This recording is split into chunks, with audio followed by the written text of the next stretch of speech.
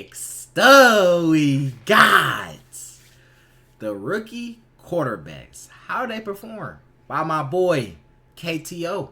Now, if y'all want more KTO videos, hit that like button and subscribe button.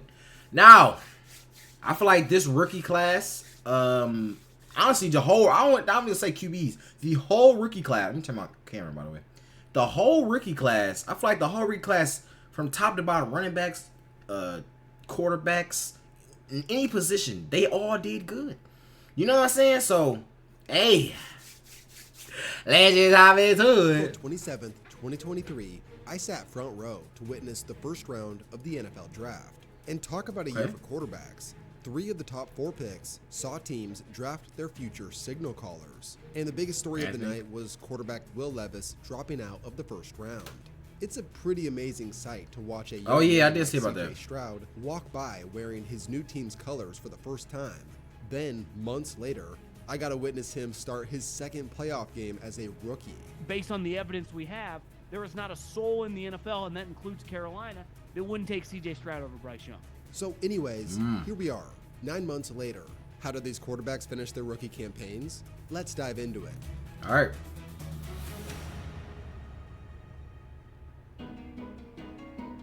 The number 1 pick in 2023 wasn't made by the worst team in the NFL, since Chicago was still in the midst of the Justin Fields experiment. So they traded the pick to Carolina for assets. With no surprise, they took Alabama's Bryce Young. Young was pretty universally accepted as the number 1 overall pick. I don't care that Will Levis has a Reddit stream that he's. I don't know about Will Levis. I didn't do my research on Will Levis for sure. But I did see. Never mind. But I don't know. I didn't do my research, bro. Who was Will Levis? He's going to be. Is he actually Himothy? Choice. Is he really Himothy? Stream that he's already been told he's going to be the Carolina Panthers choice. That ain't happening. It was Bryce Young at the combine. There was a hot minute where CJ Stroud, it's Bryce Young. But that didn't come without criticism. So I'm 5'10", you're my franchise quarterback. I need to look up to you. Well, so I have he's a little, I can't, 5'10". We have seen some unique number 1 overall quarterbacks over the years, but Young is in a class of his own. He's only 5'10", and his tiny frame breeds concern. With a quarterback that's way below. Bro, this dude is hilarious, bro. Why you put this picture? 5'10", and his tiny frame breeds concern. With a quarterback that's way below the averages for height and weight, you would expect him to have some physical ability that counterbalances. But Young has only a decent arm and isn't overly I've never fast. seen this, actually. Sure, he can make plays from outside the pocket, but he's not Lamar Jackson. So how could he possibly go number 1 overall? Well, because of his world-class intangibles. Things like his calm demeanor on the field, his clutchness, accuracy, ability to use eye manipulation, reaction and awareness, and improvisational skills. These are the types of things that set him apart. What he doesn't have in size, you can just see it and sense it in heart. I just think, man, he's so savvy in the pocket. He's got all the arm talent you want. You know, I just think all of those things outweigh his lack of size. When you get a guy who scouts compare to Russell Wilson and Drew Brees, it becomes understandable why he was valued so highly. In many ways, he is the complete opposite prospect to their previous number 1 quarterback, Cam Newton. Not that Newton didn't have intangibles, but more so the fact that he was drafted off his freakish measurables. Initially, there was some pretty early optimism for Bryce Young in the preseason. Here's Young's first pass of the night to Jonathan Mingo. He's got a first down. But once the regular season began, things went disastrously. Everything we saw related to Bryce Young and the Panthers just made us cringe. It was constant highlights of him getting sacked, Thibodeau with the sack on Young. throwing interceptions, Young in trouble. See, look at this, bro. Sack on Young. Like, this, honestly, I feel bad. And I always say this. I wish that the whole, like, the NFL, everybody on the NFL, like, let's say everybody get their, because I know I said this before, people say about the contracts, people sign the contracts. But me personally, I feel like all the players should all get split up. Everybody should get unsigned, all right? And then redraft everybody, bro. Because there's no way these good players are on these terrible teams. And by the time they get out of their contract, they might be a bust by then. They might not be that good no more. You know what I'm saying? Probably they could have got hurt. You know what I'm saying? Anything, and he has no help, bro. It's literally a waste of talent, bro. The one thing I hate seeing is a waste of talent. It's so many good players like Jerry Jeudy. Jerry Jeudy is a great receiver. Yeah, he's on the bum ass Broncos. Ain't gonna help him with nothing. You know what I'm saying? Bryce Young. Now look at this play right here. I remember seeing this play, bro. Look at this. Look what he has to do. Juke him, and then it's the whole team is on this nigga ass. How could you say he ass? How could you ever say that he suck? When look at this, bro. The whole team, dog. No, that's crazy. Look at this. What And the worst fuck? of all, losing. And this game is Yeah, I think they won like one game. with the game-clinching tackle for the Titans. Throughout the first 11 games, the Panthers stood as the worst team in the NFL with only one win. Their Damn. offense was atrocious. Damn. The O-line couldn't block anybody. The run game was non-existent. And in the pass game, they traded away DJ Moore, making old man I remember Adam him. Thielen the team's best receiver. Adam Their Thielen whole on his receiving team? core was one of the worst in the league. I can't name one receiver that's there, Skip. I can't name the tight end. I can't name the running back. Maybe that's why Baker Mayfield struggled. I don't do that. There you go. And after those first 11 games, head coach Frank Reich was fired.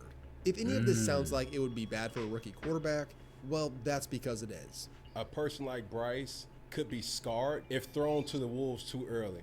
And this day and age, it's about who and what can you do right now.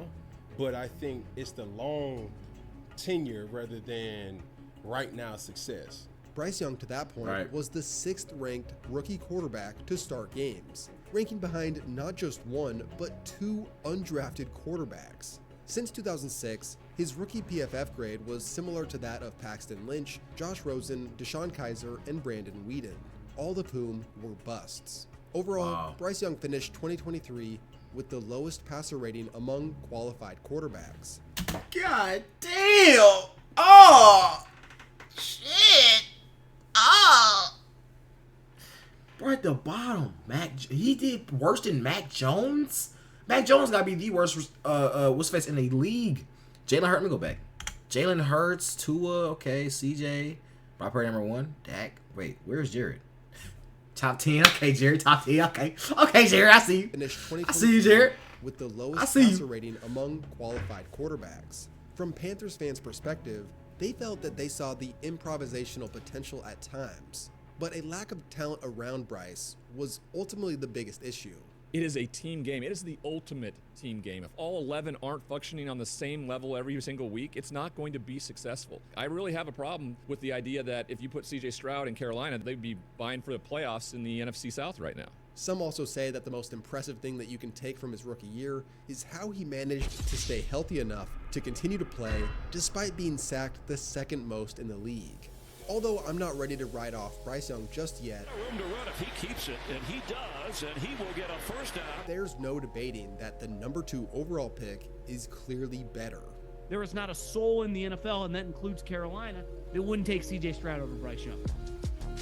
Is the Texans O-line better than CJ Stroud? I mean, the Panthers O-line? Is that the reason why he can get these passes? Because if you, let's say, if you put Bryce Young, let me know in the comments. If you put Bryce Young on the Texans and put CJ Stroud on the Panthers, would it be this, you know what I'm saying? Would it be flipped? I don't know. That's what it sounds like, bro. I ain't gonna lie. Entering the 2023 NFL Draft, Ohio State's CJ Stroud was perhaps the least discussed quarterback prospect of the Big Four. Bryce Young was the unanimous number 1 overall. Richardson and Levis were boom or busts, and Stroud was just simply considered a solid pocket passer. He had the lowest chance of being a bust, but he also didn't have the highest end talent. So, Stroud found himself locked into the number 2 quarterback of the class, with comparisons to Jared Goff. Also, it probably didn't help his case that he played at Ohio State, and historically, Buckeye quarterbacks haven't been good in the pros. But rather quickly on, Houston was pleasantly impressed with Stroud's leadership skills. And to kick off the regular season, even the optimistic Stroud supporters had to be surprised with what he did. Ask some of that. There's a pass, beautiful ball, and he's going to waltz in Touchdown. Through his first 5 games, Stroud not only played well, but he set the NFL record for most pass completions without an interception to start a career. He threw his first interception the following game, but then a few weeks later, produced one of the most shocking performances of the entire season of any player. Stroud. Yeah, he got some good line, bro. Look at the line. Let's look at the line. Of the entire He got, season. if as a quarterback, if you can drop back, get 1, 2, if you get like 5 seconds untouched, no one got block shedded. That's a long time. A long time. How is he the only person still in the stands? Everybody else is moving on the field. He's the only person still standing still. Come on, buddy. Season of any player. Stroud to the end zone. Touchdown. Take down. 470 yards and 5 touchdowns, including the game winner, cemented Stroud as not only one of the greatest rookie quarterbacks ever to that point. But I still think that CJ Stroud is a good quarterback, though, honestly. Even if he is on a slightly better team, it still shows like he's a good quarterback. You know what I'm saying? Legit MVP candidate. AJ, he's the one. He's the one. To that point, Houston as a one. team entered that Bucs game at 3-4. They would go on a run led by their rookie quarterback all the way to beating the Colts in the season finale, which was essentially a play-in game to the postseason. Stroud balled out in that game. As if Stroud hadn't already been one of the better quarterbacks in the league, he proved he could do it again in the postseason, putting up a near perfect quarterback rating and 3 touchdowns in a blowout victory versus the team with the #1 pass defense in the NFL. Holy smokes. It's unbelievable how good CJ Stroud is at playing quarterback so quickly in the NFL. Now, as magical as Stroud's season was, this Cinderella story came to a crashing halt in Baltimore. This season, the Ravens have been no joke, and I was fortunate enough to receive tickets to the Ravens-Texans divisional playoff Bro, went to every game. courtesy of SeatGeek, who's the sponsor of this next portion of today's video. I couldn't be more grateful to the Ravens and SeatGeek. Okay. You don't want W promo. Playoff second highest passer rating of any rookie to start multiple games in the playoffs. Despite the loss in Baltimore, fans of Houston have to be thrilled with what the future has in store for them. I don't understand. CJ Stroud looks like a goddamn 10-year vet. Nothing seemed to rattle him at all. Hey, I ain't gonna lie, that podcast is hilarious, yo. They is funny. Easily the biggest boom or bust in the class, Anthony Richardson. Bro, I haven't even heard. Not gonna lie, I haven't even heard of Anthony Richardson. I was hoping for Anthony to be sweet, just by looking at his not his rookie highlights, but his college highlights. I'm like, bro, he gonna be #1, bro. He gonna be Himothy. So we gotta look at what happened, bro, because I don't know. Built in a lab. He's 6'4" and near 250 pounds. Runs a 40-yard dash with the likes of the fastest receivers in the class. Oh my. 4.44. And also has a 40-inch vertical. His combine stats are so freakish that according to the relative athletic score metric, he's the most raw athletic quarterback prospect in That's what I'm NFL talking about. history. So what happened? To simplify his athleticism, he's a faster Cam Newton. The Damn, talk of that's his big. raw athleticism sort of reminds me of this epic graphic from when Patrick Ewing entered the NBA. Now, on the flip side, he only started a total of 13 games in college, which is much lower than you'd like. And he was also very hit and miss at Florida. His question marks on the field are big ones. Concerns over accuracy, anticipation, touch on throws, footwork, and consistency. Basically, a huge amount of the intangibles were called into question. Damn. Too high on that. Too high. Again, like Cam Newton, he's the antithesis to Bryce Young. Now, for Indianapolis, they had gone from train wreck in 2022 to hopeful under new head coach Shane Steichen. As an offensive guru who helped lead the Eagles to the Super Bowl, he was the perfect guy to cultivate Richardson's talents. And right away, Richardson clearly gave us that wow factor. Richardson still going. But after just 4 starts, unfortunately, a serious shoulder injury ended Richardson's rookie season. And this wasn't the first time that he'd been knocked out of a game in those first few weeks. You only can take so much from a small sample size. But even then, Richardson showed enough potential to get fans excited. The Rams game alone had some spectacular moments. 4th down and 4. Richardson moving to his left. Now throw is complete. But here's the biggest drawback to the injury. Obviously, the games are a big deal, but going through every single day, individual, team, group, in practice, for 3.5 straight months in the NFL is a really big deal. And also, here's what worries me about Richardson's style of play.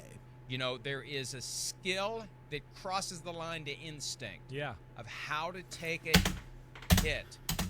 See, this is the thing, bro. I was saying this about what's his Milroe, Jalen Milroe on Alabama.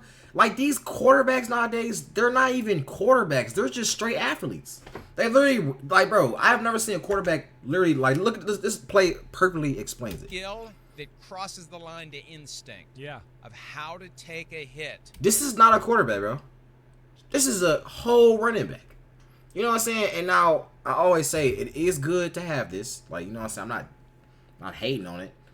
But at the same time, remember, you are the king on the chessboard. You are the most powerful piece, the most important piece on a chessboard, on the whole offense. You should not be taking hits every 5 seconds. Every once in a while, when you have to, yes, okay. When you have to, like right here, 4th down, yeah, use your size, okay. But you always running, you always risking, because every time you run, you're risking getting hurt. Every time, you're risking getting hurt, bro. So it's like, I don't know, man. That crosses the line to instinct. Yeah. Of how to take a hit. Wow, he ran 2 days. One of the concerns was that when he's getting hit by NFL players, it's going to be a problem. I wish he played longer too. Overall, for the sake of Richardson's career, I hope he's able to find the balance of using his incredible gifts while also keeping himself healthy, because he appears to have a bright future ahead. Hopefully I can throw next month. No, but if not, whenever that time does come, I know I'm gonna rip it. Richardson fires downfield, and it is caught. The fuck? Okay. Moving on to the next guy, Will Levis was the most scrutinized of the quarterback prospects. With the biggest arm in the class, even above Richardson, his upside had him projected as high as a top 5 pick. Not everyone was high on him. Sidearm doesn't work. His feet are all over like I talked about. And then there's just those plays that you guys know where, hey, it's not perfect and you're moving in the pocket and you get it done. He never makes that throw. Never. Often listed as the 3rd best quarterback of the class, Levis, unlike the top 2 guys, was not guaranteed to be drafted high because of the question marks in his game. Despite being a smart guy off the field, his in-game instincts and leadership skills were called into question. Like, goddamn!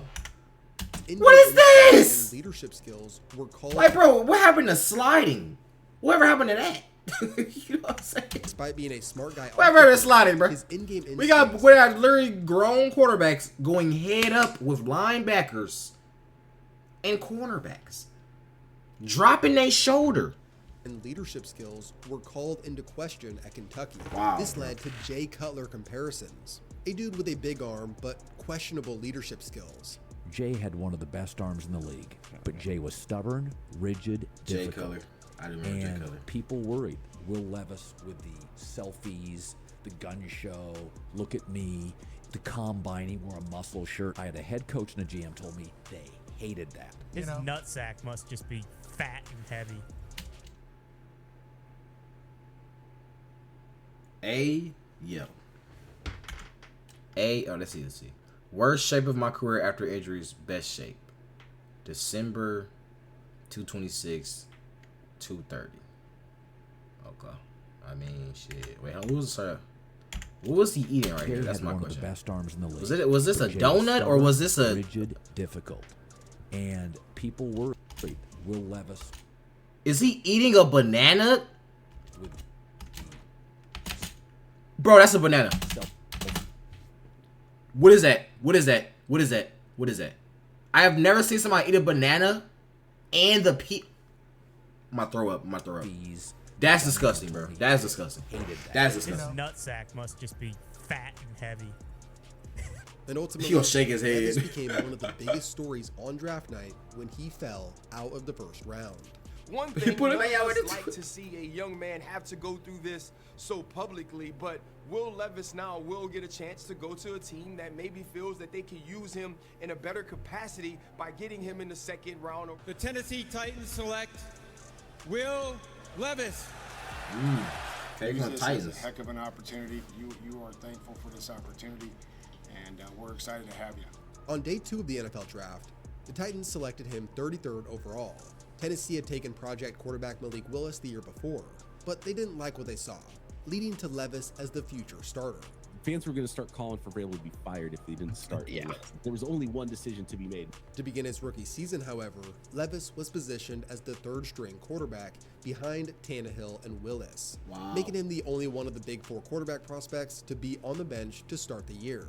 You playing tight end too? Play whatever you want me to play. Damn, bro, why the fuck he's so big? But after 6 games, Tannehill was going to miss time with an injury. What's up, and after Zach? the bye week, the Titans announced that they were going to make Levis the starter versus the Falcons. If this is your guy, this allows you to build around him in a very cheap way.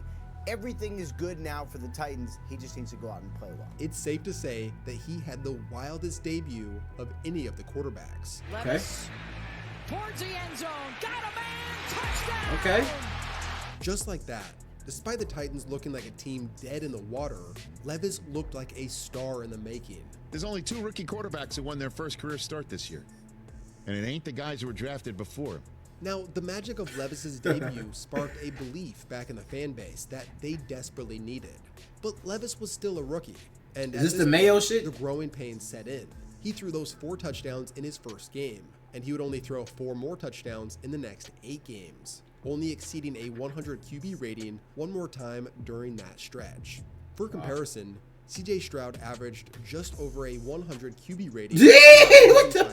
Bro, what is this? What is this? CJ Stroud averaged just over a 100 QB rating throughout his entire Dog, what is this celebration, Levis bro? definitely slowed down, but it still came with wow moments, including on a Monday Night Football game when they trailed to Miami by 14 with less than 4 minutes remaining. Then we saw some more Levis magic. Levis lofts it, and it's caught. Okay. That's Akine. From the pocket. Okay. Now takes off, flips it into the end zone. Okay. Touchdown. Okay. Down 6. It's the game, really. Henry cuts it. That wasn't Levis. Levis didn't do nothing. Overall, Levis's end-of-year PFF grade. All right, babe, about to hop on after this. Amongst rookie quarterbacks and 32nd among qualified quarterbacks as a whole. It wasn't pretty, but there were enough great moments to leave Titans fans excited about the future. Wide open and making the catch. However, this also comes with some uncertainty, considering the team parted ways with head coach Mike Vrabel. Like Bryce Young, going into the future, I worry about the personnel surrounding Levis. Their best 2 offensive players, Derrick Henry and DeAndre Hopkins, are past their primes. And who knows how long they will be with the organization. 3 of these 4 rookie quarterbacks. I feel like, and this is what I'm talking about, the wasted talent. Derrick Henry been on the Titans, hasn't been on Titans the whole time, right? It's literally a waste of talent. Derrick Henry is a great running back. But the Titans ain't never amounted to shit. Nothing. Ever. And this is literally a waste. Just a waste. Just a waste. The primes. And who knows how long they will be with the organization. 3 of these 4 rookie quarterbacks are in the same division. So it'll be fun to watch them duel it out over the upcoming years. So in wrapping up this class, there's some other important names to mention. 4th rounder Aiden O'Connell was a big surprise. In a disastrous year for the Raiders with Jimmy Garoppolo and the firing of Josh McDaniels, O'Connell filled in as the starter for 10 games and did nothing but exceed expectations. And O'Connell wants to take a deep shot. Damn. He's got Trey Tucker out there. Tucker Ooh, that was a nice catch. and he makes the catch. That was a nice catch. Featured by that ridiculous 63-point victory over the Chargers. Oh, yeah, O'Connell threw 4 touchdowns. Okay. He ended the season with the 2nd highest grade among rookie quarterbacks behind CJ Stroud. Considering he was a 4th rounder with a low ceiling, it's unlikely that the Raiders plan on making him the franchise guy for a long period of time. But we have seen Kirk Cousins and Dak pull it off. You think he's better than Cousins? Hell yes! All right. Hell yeah! God, hold on. I might disqualify you from this show right now. Bring up Kirk Cousins. If he continues to improve into the future. Yeah, I ain't gonna lie. Kirk Cousins, yeah, that's crazy. Yeah, I ain't gonna lie. That's great. Kirk Cousins gotta be the worst quarterback in the league. Disqualify you from this show right now. You just bring up Kirk Cousins. If he continues to improve in the future, who knows? But at the very least, he helped infuse life back into Raider Nation. Going deep. Oh, he's got Adams. That is a touchdown. Clayton Tune had the most unfortunate first start of his career when the rebuilding Cardinals traded Dobbs away and threw him into the starting role versus the Browns. It didn't end well. Tune buried. And the Browns also had a rookie, 5th rounder Dorian Thompson-Robinson, who showed flashes in the preseason, but In his few starts, it wasn't all that great. Of course, we can't forget about the undrafted guys. Listen, whenever an undrafted quarterback even makes a roster, it's a big deal. Those guys have almost zero chance of making a game day roster, so at best, they usually hop around practice squads. There were 19 undrafted quarterbacks in 2023 that at least got a chance in rookie minicamp. 2 of them. All right, y'all remember these names? Okay, hold on. The Lions, Andrew and Martinez. Okay, so y'all remember these names? One of these names might end up being the next Mr. Irrelevant, Brock Purdy. You know what I'm saying? It's hard to tell. If I could just say any name, it's gonna be the Lions, obviously. So my boy Martinez, I got faith in you, bro. I got faith in you, bro. Drafted quarterbacks. Maybe DeVito. I think I heard of him. That at least got a chance in rookie minicamp. 2 of those, amazingly, not only made rosters, but also started games. Tyson Bagent started 4 games for Chicago, going 2-2 in that stretch with a few shining moments. Bagent with time, throws it short. Foreman with the catch. Foreman to the end zone. Touchdown. And of course, Tommy DeVito stole the bright I lights remember of New him. York when he started 6 games, going 3-3 with a 3-touchdown game versus Washington. DeVito fires, looking for Barkley. He's got it. Touchdown. And showing flashes of brilliance versus Green Bay on Monday Night Football. Short to the outside of field goal range. Forget it. Tommy DeVito throws a beautiful pass. The hold, the kick, the win for the Giants. Also, his agent went viral. Now, both Bagent and DeVito weren't great statistically and found themselves back on the bench. But hey, they surely exceeded any expectation. What the fuck did you say? Tommy Cutlets, because he likes chicken parm sandwiches, was a sensation thinking. And found themselves back on the bench. But hey, they surely exceeded any expectations. Get him for taunting. Here's DeVito. Oh shit! Around man, did you score? Ooh, that was a good run. Okay, DeVito.